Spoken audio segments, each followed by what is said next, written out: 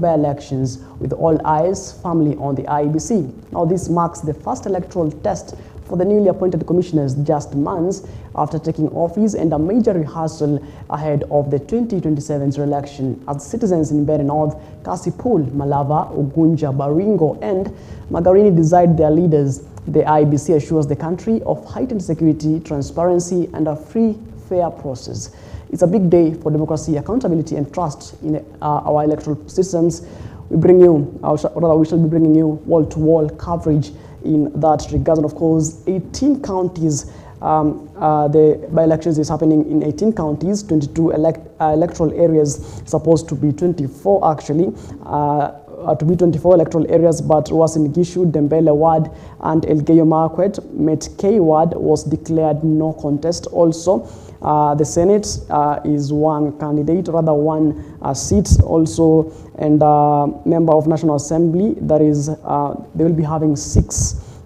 They will be voting for 6 and 15 MCAs, and the MCAs were supposed to be 17, but 2 were declared no contest. Of course, that's what's actually happening this particular morning across the 18 counties and of course in the 6 constituencies across the country. My name is Martin Masharia. Thank you for waking up with me. Of the Independent Electoral and Democracy Commission, that is, he said IEBC officials are fully prepared to conduct free and fair by-elections in 24 areas tomorrow. Rather, fair by-elections in 24 areas tomorrow. Rather, that is today, with only voting and results transmission systems thoroughly checked to prevent technical disruptions. Now, EDACON further urged candidates and their supporters to respect the law, maintain peace, and allow voters to cast their votes freely without intimidation. Now, the newly constituted Electoral Commission is set to be conducted by elections in 22 electoral areas, including 6 parliamentary seats, 1 Senate seat, and 17 wards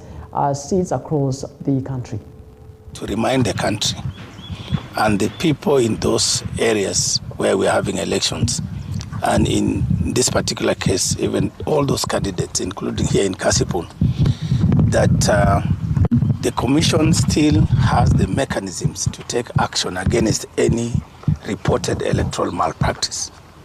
The Elections Code of Conduct Enforcement Committee is in place and it will remain active until we complete the elections and until the candidates who win successfully are sworn in.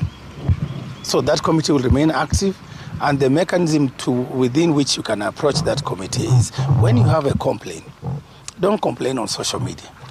Don't complain in other media. Don't lament in your house and expect IEBC to take action when we have not received a formal complaint which will be filed with IEBC and addressed to either the chair or the CEO, and we will direct those complaints immediately and quickly to the secretariat of the committee that is enforcing the Election Code of Conduct. And that committee will sit under.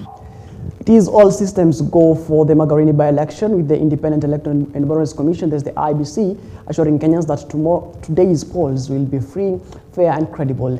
IEBC Commissioner Alutalala Mukhwana confirmed that all preparations are complete with security fully enhanced ahead of the by-election. Commissioner Mukhwana also assured Kenyans that the team is fully prepared for the 2027 elections, noting that many view these mini polls as a major test for the newly sworn-in commission. Zana zote ambazo tunahitaji ziko tayari. Kwa hivyo tuna imani kwamba ifikapo tarehe 28 asubuhi inshallah, wakazi wa Magarini watatangaziwa mbunge wao mpya ambaye atakuwa ameteuliwa kwa haki na uangavu. Right now, the IEBC yesterday in a press release, they confirmed that it is fully ready for today's by-elections across 22 electoral areas. Polling stations will open at 6 a.m., which actually happened and closed at 5 p.m. That is later today, with all voters verified through the KEMIS biometric system. Now, ballot papers and election materials were being dispatched, and polling officials have all taken the oath of secrecy. Now, the commission is urged voters to follow instructions at polling stations, respect the secrecy of their ballots, and exercise their right to vote freely. Now, stakeholders and security agencies are on high alert to ensure a smooth, free, and fair process. These mini polls are seen as a key test for, as the key test for the new commission, even as they head for the 2027 general elections. Now, moving on, still on the upcoming by-elections, Interior Cabinet Secretary, that is Kipchumba Murkomen, has revealed that bodyguards attached to Trans Nzoia Governor George Natembeya Boni Halwale.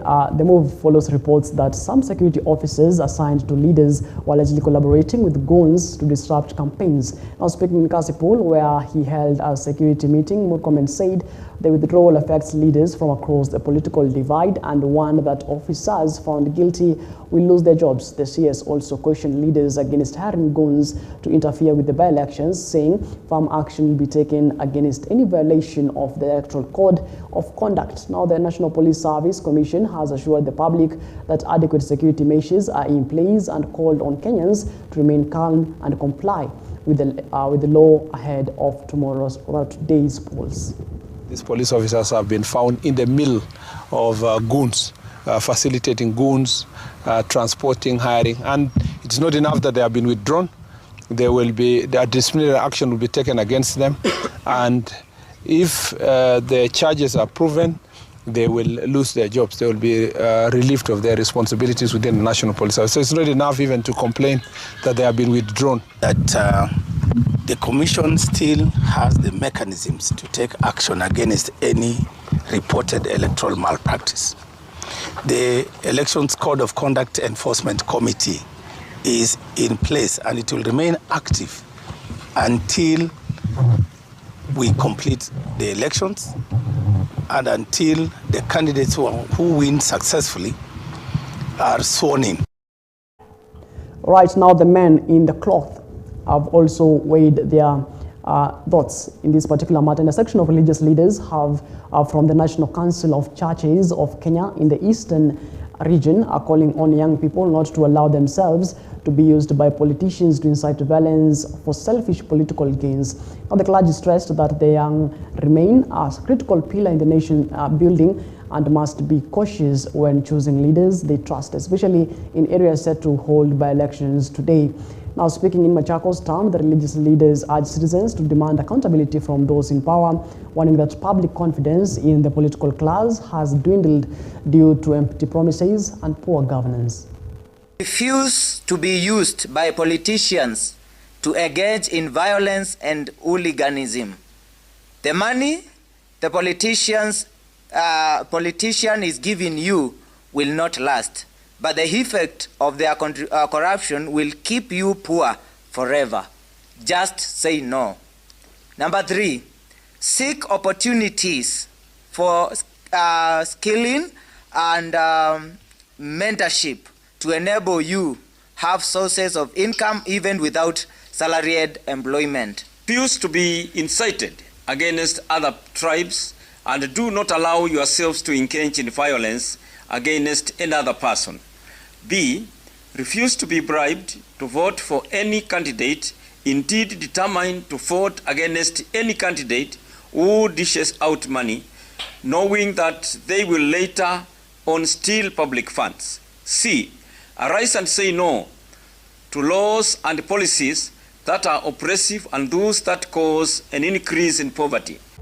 Right, at the same time, the newly sworn-in Independent Electoral and Boundaries Commission faces a critical challenge as the National Council of Churches of Kenya, that is NCCK, calls on the Commission to deliver credible by-elections today. Now, speaking at the Council Central Region Electoral and Governance Forum, the clergy described the polls as a litmus test for the Commission's readiness to deliver undisputed 2027 election. Now, the men of the cloth further urged the Commission to safeguard democracy as thousands of voters heads to polling stations to elect their representatives and called for an end to early campaigns, announcing the closure of their pulpits to politicians and asking leaders to focus on delivering on their mandates. The Independent Electoral and Boundaries Commission, IEBC, has not given Kenyans any assurance that they are capable of organizing free, fair, and credible elections. This is their litmus test, because now they will have to prove to us that we can rely on them, that they are giving us the best, so that the trust can be retained. We have observers from NCCK and other areas, and so we are monitoring the IEBC. We call upon Independent Electoral and Boundaries Commission to take firm action against all politicians and political parties, whether in government or opposition, who are engaging in early campaigns. If you cannot control them when they campaign illegally, how can we trust you to stop them rigging election in 2027 or even tomorrow during by-election?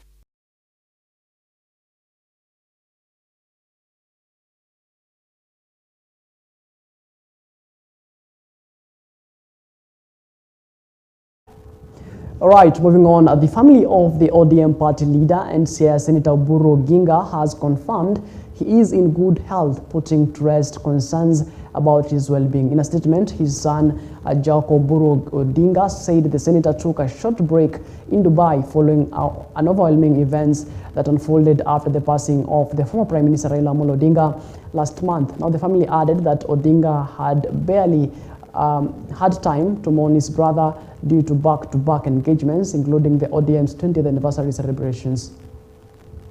It's been a beehive of activity for the family, and especially now our leader, who is the Honorable Dr. Oburu Oginga. And then we've had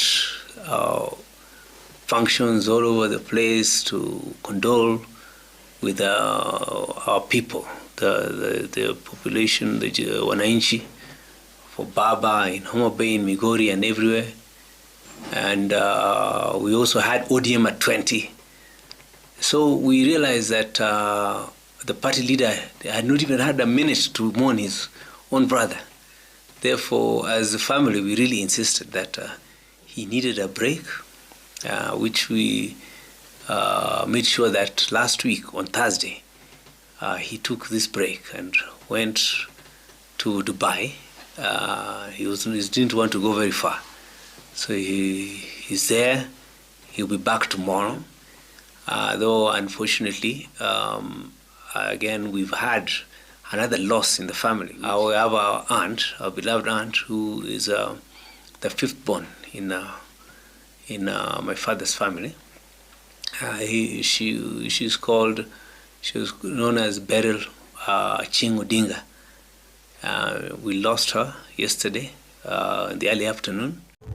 Now, the Ethics and Anti-Corruption Commission, that is the EACC, has successfully recovered assets valued at 604 million Kenya shillings in Mombasa County, bringing total recoveries over the past 3 years to 1.3 billion shillings. The recovered properties include 1.7 acres of land belonging to Moi International Airport, valued at 104 million Kenya shillings, and a public land parcel in the Buxton area, including Hobley Estate housing units worth 500 million Kenya shillings. EACC CEO Abdi Ahmed Mohamed said the properties were returned after protracted court battles, enabling the commission to hand them back to their rightful owners. He further acknowledged delays in court processes as a major challenge in recovering public assets and urged strong collaboration with the judiciary to ensure justice is delivered promptly and those responsible for corruption and land grabbing are held accountable. The year 2024, which was last year, the Ethics and Anti-Corruption Commission got orders for the recovery of this property. The property at the moment is valued at about 500 million Kenya shillings. And 9, when we filed this case in court, we got the judgment in June this year. So this property is estimated to cost about 104 million. It is 1.7 acres. It belongs to the Kenya Airport Authority, but had been allocated to another person who again transferred it to another individual. Many counties where we are investigating misuse of public funds, misappropriation of public funds, and other offences that were committed within the counties that we are investigating. But at the moment, we don't want to say we are investigating Governor X or Governor Y, because even those people who are under investigation have right to privacy and right to to be investigated without necessarily blowing things up. Right now, let's talk matters healthcare, and Health CS Edin Duale has said Kenya is on course to attain the World Health Organization's maturity level 3 status by March next year, a global standard that recognizes a country's medicines regulator as stable, well-functioning and capable of guaranteeing the safety, quality and effectiveness of medical products.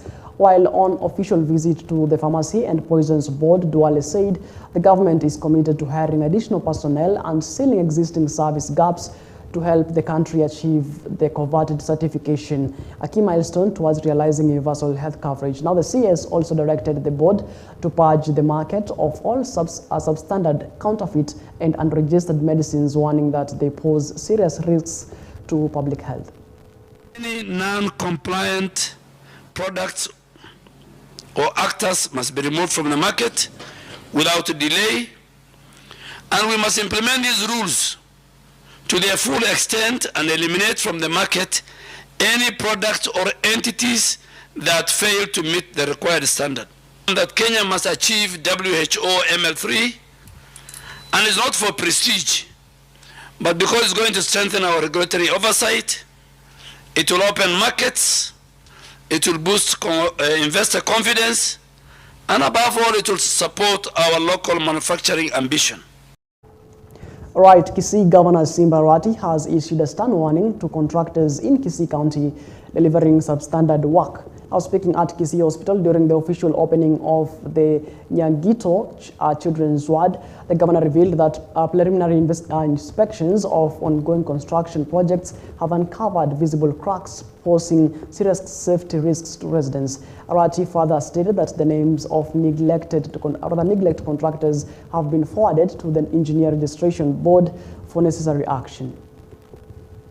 Ambaye alihusika kwa mjengo huu, akuwe contractor, akuwe ni engineer, akuwe ni nani alisimamia, lazima wawajibike hata kama yeye ni nani.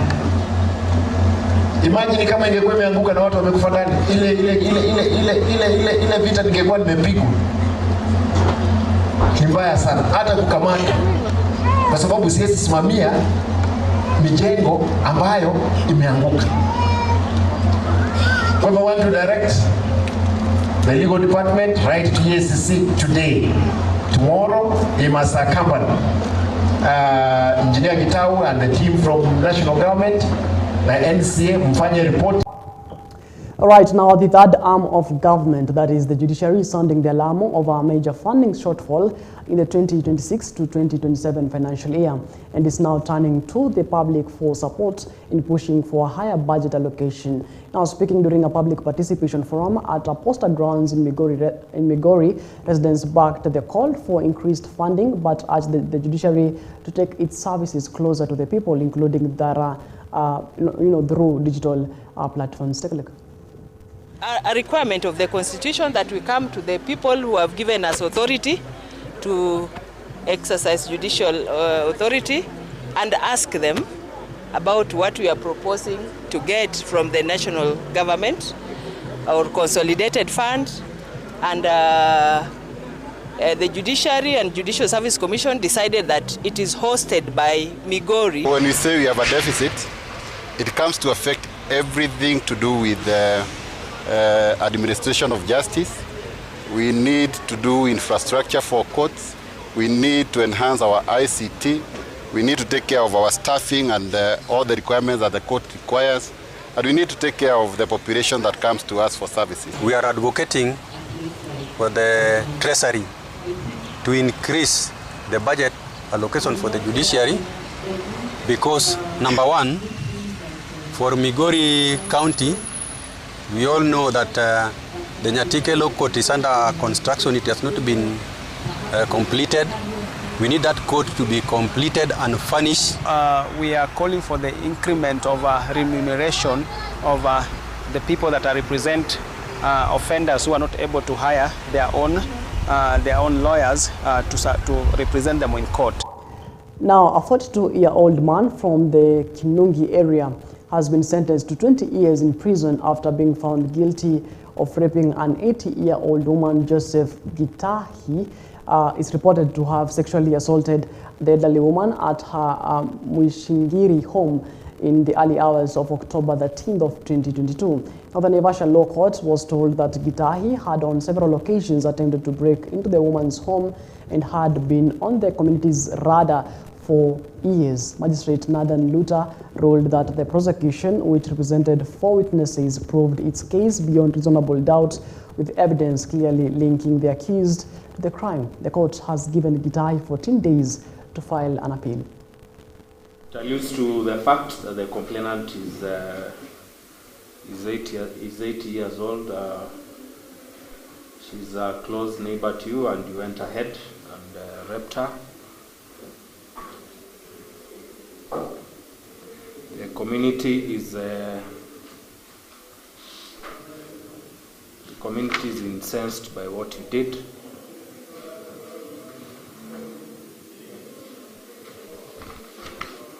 There is also an indication that you've been involved in previous criminal activities. This court sentences you to serve 20 years imprisonment. Nashukuru kwa Mungu, ni kijana hiyo napungwa miaka 20. Mimi nashukuru kwa Mungu, anasubua miaka mingi. We are happy and grateful today that justice has been served.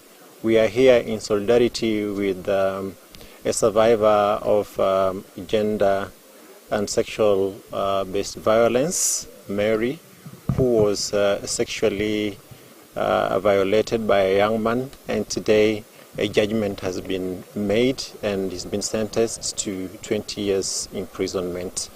I would like to state that older people aged 60 years and above globally suffer a lot of violence, abuse and neglect. In fact, it's estimated that 1 in 6 older persons suffers violence every year. Unfortunately, it's only about 10% of cases of violence, abuse and neglect that are reported. That therefore means that a lot of older persons are suffering out there in the community and do not have any access. Right, still in the corridors of justice, an oral court has sentenced Edward Sangoyo to 20 years in prison after finding him guilty of defilement of a 14-year-old girl, an offense contrary to Section 8 of the Sexual Offences Act of 2006. Sangoyo, who appeared before Senior Resident Magistrate Phyllis Shinyanda, was found to have committed the offense between June of 2019 and January of 2020 in the Leshuta area of Narok West. The accused did not offer any defense and was escorted back into custody. He has been given 14 days to appeal the court's decision. Now, the magistrate further directed the court time he has already spent in remand will be deducted from the 20-year sentence. Alikuwa ni wa miaka 14 na amekatwa, na baada ya mahakama kuangalia ushahidi ambao umetolewa na upande wa mashtaka pamoja na ushahidi wao uweza kupata na hatia kuhukumu. Sheria ambayo imekuleta hapa mahakamani inasema kuwa yeyote ambaye anapatikana na kosa kama hili anafaa kufungwa kifungo chake hakifai kuwa chini ya miaka 20. Kwa hivyo kwa sasa utahudumia kifungo cha miaka 20, na hiki kifungo kitahesabiwa zile siku ambazo umetumika ukiwa pale remand zitaweza kuhesabiwa katika hiki kifungo. Kuna siku 14 kupata rufaa. All right, it is exactly 43 minutes past the top of the hour. We are due for a short breather here on Morning Live, but we'll be back in just a bit.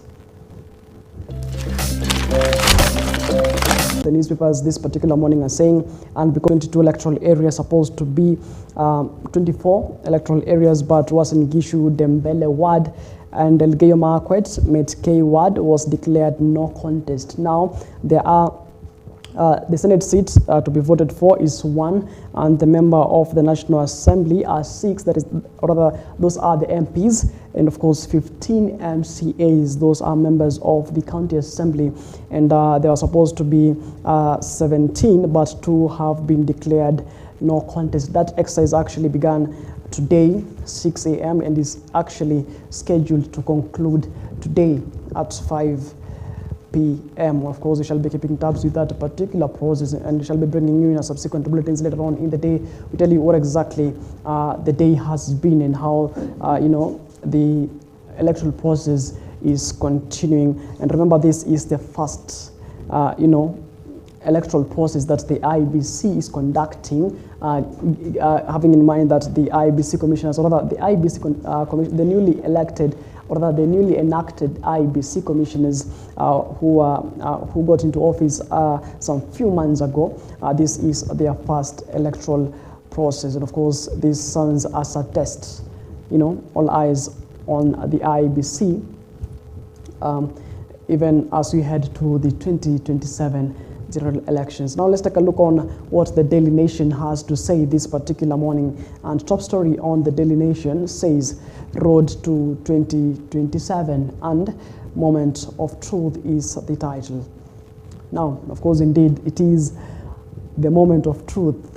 People want to see whether the commissioners, the newly enacted IEBC commissioners, are able, to conduct elections, right?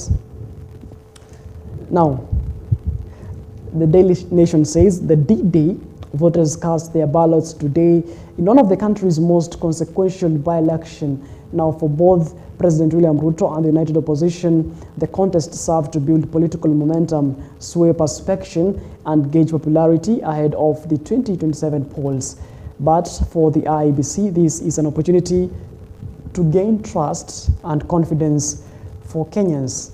Now, key players, as the Daily Nation put it, there's a picture there of the head of state, that is President William Ruto, DCP party leader Rigathi Gachagua, OIPA party boss Kalonzo Musyoka, and Prime CS Musalia Mudavadi, Deputy President Kithure Kindiki, and IEBC chairperson Erastus Edang Ethekon.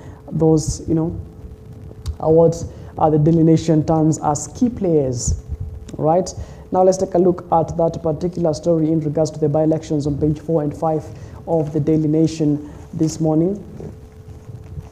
And of course, yesterday, the IEBC issued a press release to the media houses saying that, the process will be fair, transparent, of course, honest with the people.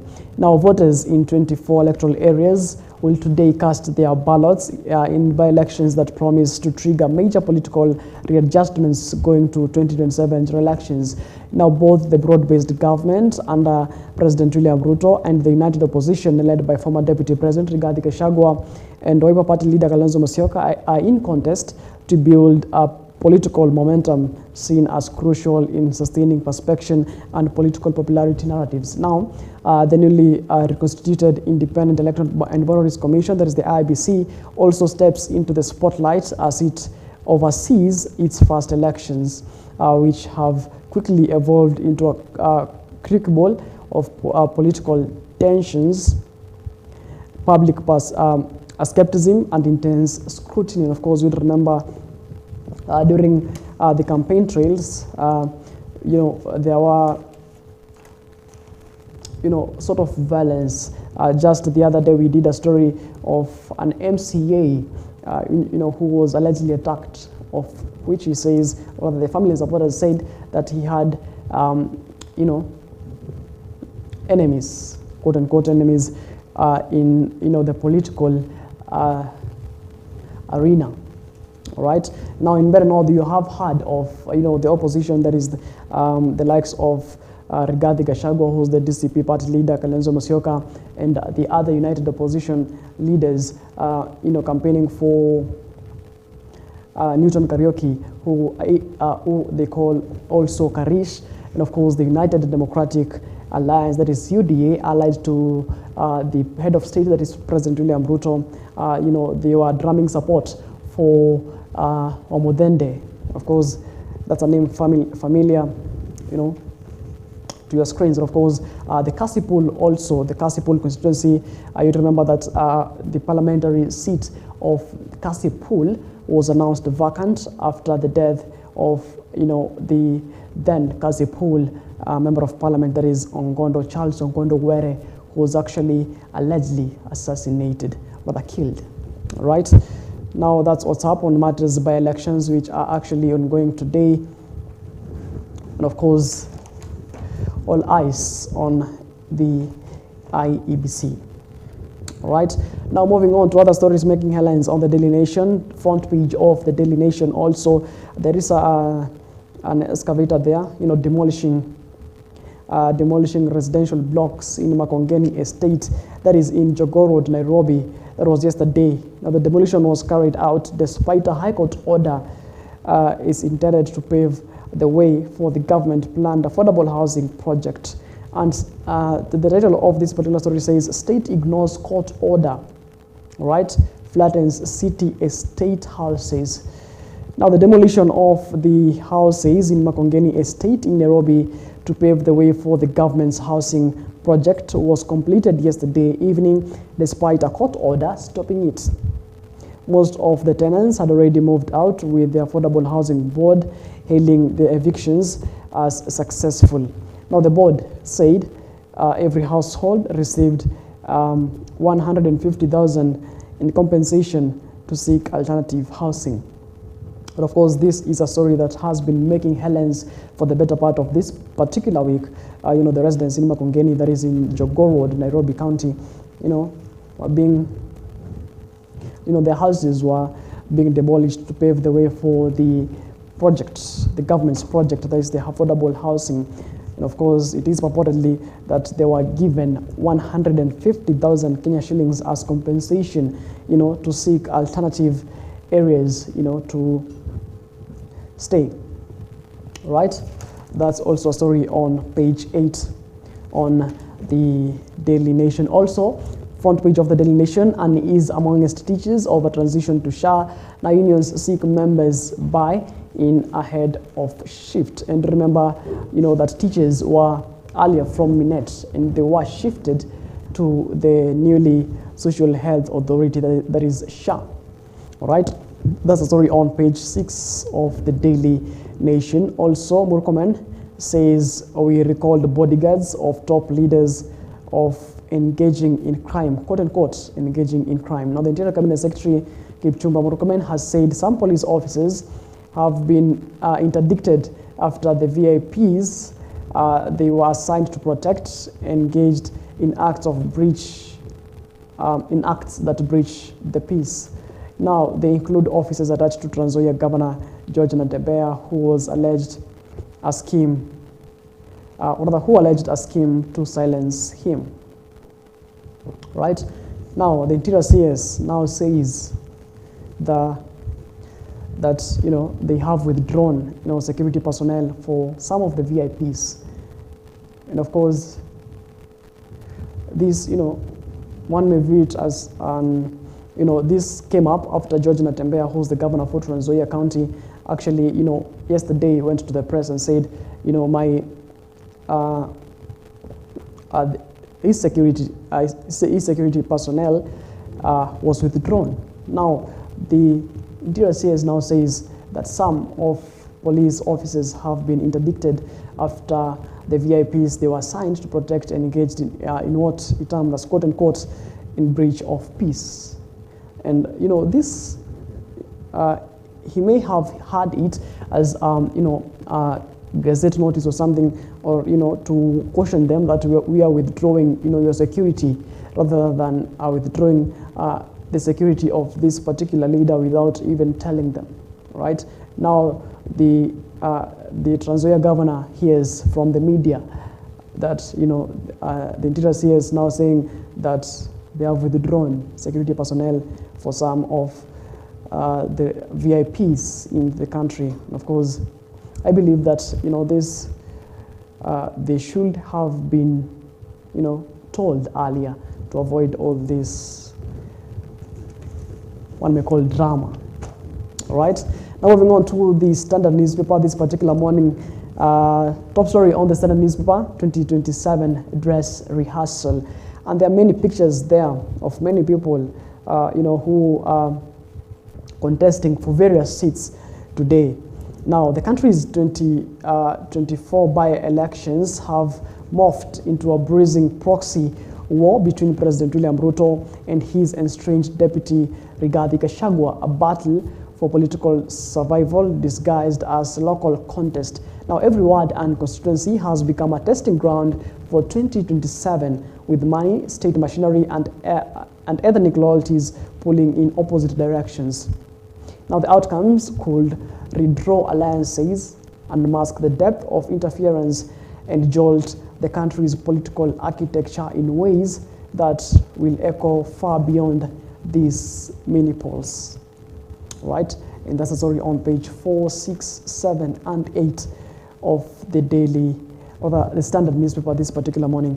Now, the Inspector General of Police, that is Douglas Kanja, says the NPS reiterates its unwavering commitment to executing its duties impartially, professionally, and in strict adherence to the Constitution in order to facilitate a peaceful, free, and credible electoral process.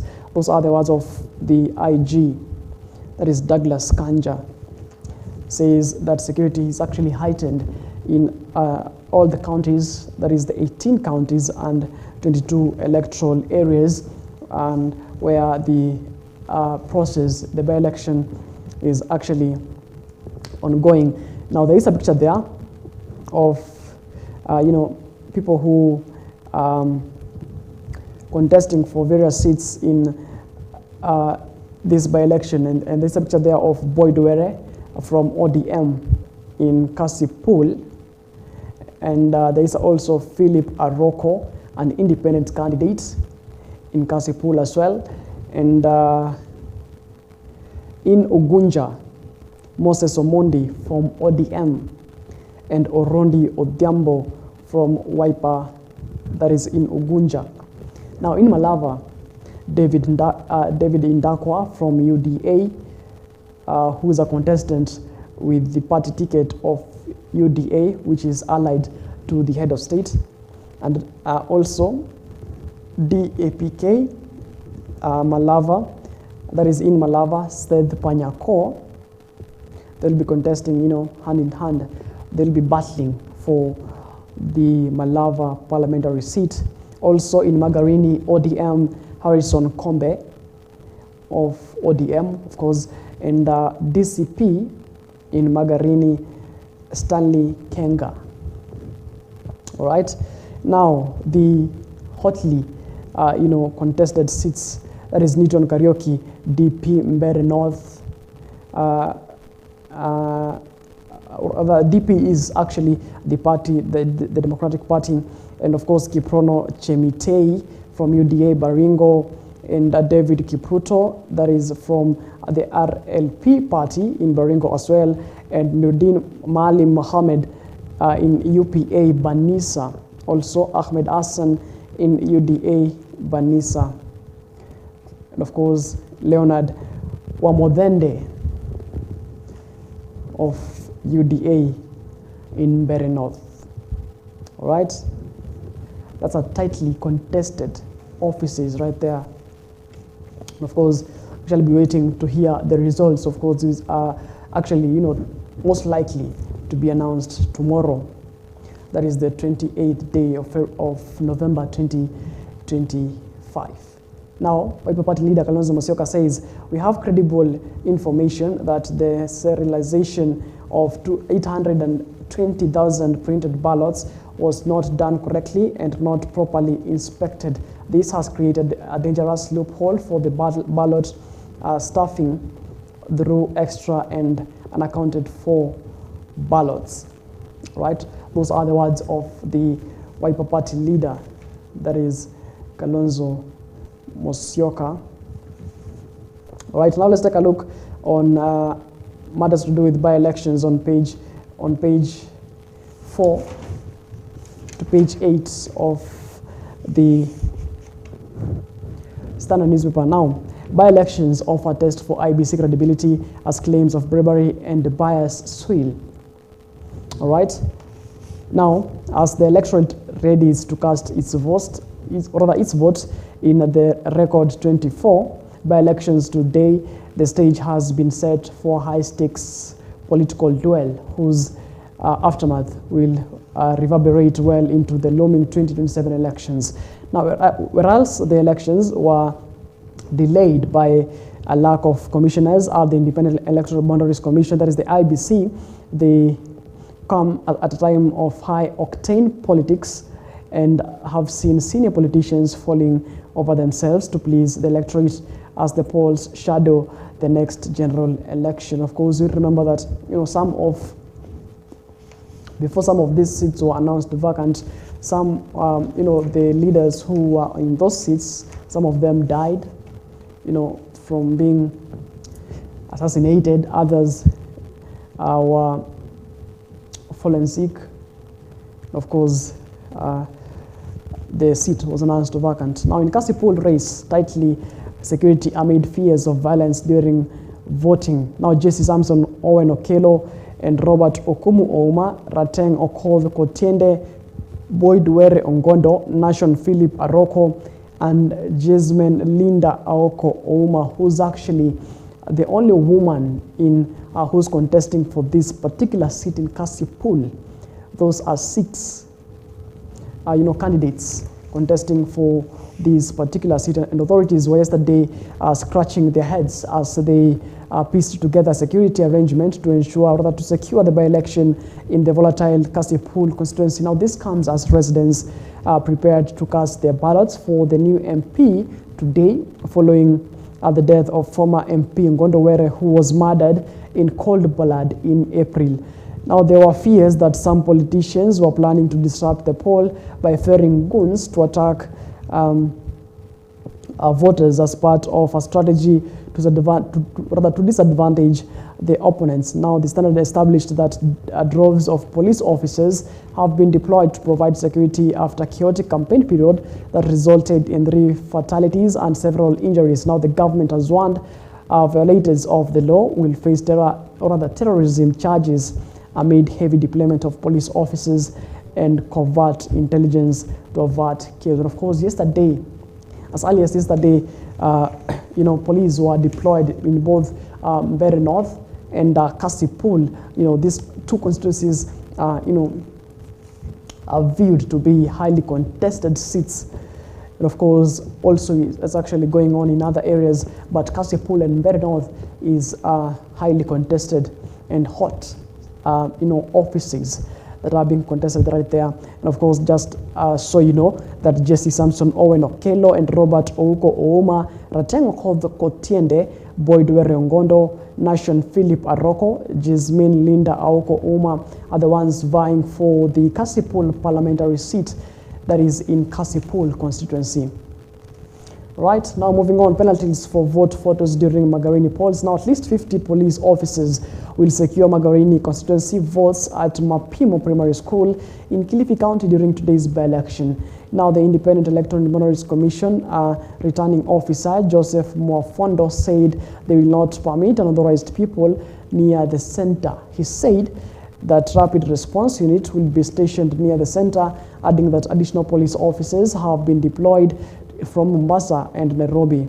Now, Mwafondo also warned presiding officers against colluding with politicians to manipulate the vote outcome in their favor. He said that some presiding officers are being investigated for the communicating with politicians and some candidates. All right, also Natembeya alleges plot of silencing him as guards, or as his guards were recalled, and the government has withdrawn security officers attached to Trans Nzoia Governor George Natembeya. The governor said that all officers attached to him by the government have been recalled. Mr. Natembeya described this as intimidation and a scheme to silence him for his continued criticism of President William Ruto's regime. Of course, that's why you know that the Interior CS, that is Kipchumba Murkomen, answered to that and said that some of the VIP security were withdrawn or the interdicted for what he termed as, they were breaching peace. All right, now moving on, the repolling stations moved due to flood lake. Now the repolling stations in Baringo County have been moved ahead of today's by-elections due to swelling of Lake Baringo. Now, County Returning Officer John Mwangi said the relocated polling stations were submerged following the swelling of Lake Baringo, which submerged homes and destroyed infrastructure. Now, the 3 polling stations include Lake Baringo Secondary, Gambo, and Nosukuro Primary, all in Baringo South Sub-County. Now, Lake Baringo as well, Lake Baringo Secondary polling station has been moved to Kimwila Village. Nosuruko Primary has been moved to Sokotei Village, and Ngambo has been moved to Kiserian Village, he said. Now, also as well, matters to do with by-elections. Over 55,000 set to vote in decisive Mount Kenya polls. Now, more than 55,000 voters in Mbeere North will today pick their MP after fierce campaigns that put the constituency in the national debate. Now, heavy police deployment was yesterday witnessed in Siakago Town Center and the Tarling Center, with some unmarked government vehicles spotted driving around. Now, locals said they hoped the exercise would be free and fair. Right now, the battle has attracted 9 candidates, with the main faces being Newton Kariuki, alias Karish, for the Democratic Party, that is the DP Party, and Leonard Wamodende, United Democratic Alliance, which is allied to the head of state, that is President William Ruto, and Duncan Mbui, who goes with the Chama cha Kazi. Others include Albert Muremi from National Vision Party, Lawrence Ireri from Safina, Reverend Isaac Muringi from United Progressive Party, Ruben Kamadi, Alliance Party for Real Change, Daniel Ireri for Kenya Moja Movement, and Simon Waiharo from Umoja na Maendeleo. Now, the contest has been seen largely as a supremacy battle between President William Ruto through Deputy President Kithure Kindiki against the former Deputy President Rigathi Gachagua.